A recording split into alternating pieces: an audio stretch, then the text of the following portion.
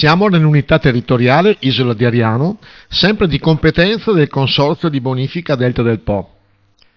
Qui il Consorzio è intervenuto con 5 progetti. Progetto del 2017 per un importo di 9.685.000 euro per l'adeguamento della rete irrigua di distribuzione dell'Isola di Ariano, al fine di economizzare le perdite d'acqua per filtrazione e ridurre le portate di prelievo. Progetto del 2020 per un importo di 7.200.943 euro per il rifacimento di tratte di canaletti irrigue deteriorate nella zona nord-occidentale dell'Isola di Ariano e installazione di misuratori di portata. Progetto del 2020 per un importo di 7.500.000 euro per il rifacimento di tratte di canaletti irrigue deteriorate e realizzazione di opere di presa di risorsa idrica. Progetto del 2021 per un importo di 5 milioni di euro per la sistemazione delle arginature del canale generale Veneto, al fine dell'invaso di acqua dolce per l'irrigazione delle aree. Progetto del 2022 per un importo di 631.000 euro per interventi urgenti per la difesa dal mare dei territori del Delta del Po interessati dal fenomeno della subsidenza.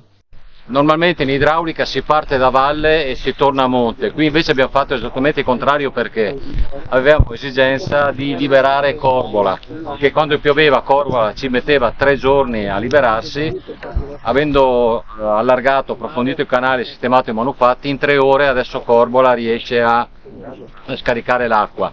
Acqua che va a finire nel canale Veneto che avete visto prima, e quindi stiamo, come avete visto, scavando anche il canale Veneto per poter portare l'acqua all'idrovora di Goro.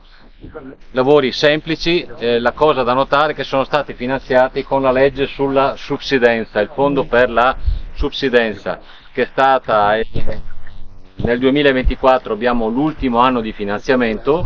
Ed è per questo che con i consorzi di bonifica delle province di Ravenna, Ferrara e Rovigo abbiamo fatto una richiesta al Ministero di rifinanziare l'articolo 1, comma 129 della legge di bilancio 2018, che significa rifinanziare i lavori per la sistemazione della rete idraulica minore. Le idrovore le abbiamo sistemate, adesso si tratta di fare tutta quella parte più piccola, marginale, ma è importante tanto quanto perché è quella più vicina ai centri urbani. Essendo la parte vicina ai centri urbani, in questo modo riusciamo ad allargare i canali e velocizzare lo sgorondo verso valle. Come diceva Giova Pennini, i lavori sono stati scavo, allargamento della sezione e difesa delle sponde con geotessile, pietrame, pali, tavole o burga. No, tutti i pali da 4 metri e Pali e tavole in questo caso ricoperti di sasso. I lavori, come vedete, sono appena finiti, abbiamo ancora qualche cumulo. Qualcuno mi faceva notare che c'è scritto fine lavori 13 novembre 2024, qua abbiamo finito con qualche mese in anticipo. Ci sono alcuni dettagli che stanno completando a Portoviro, ma è questione di circa un mese di lavoro, quindi finiremo in anticipo, e queste sono cose importanti perché dimostri di essere rapido ed efficiente.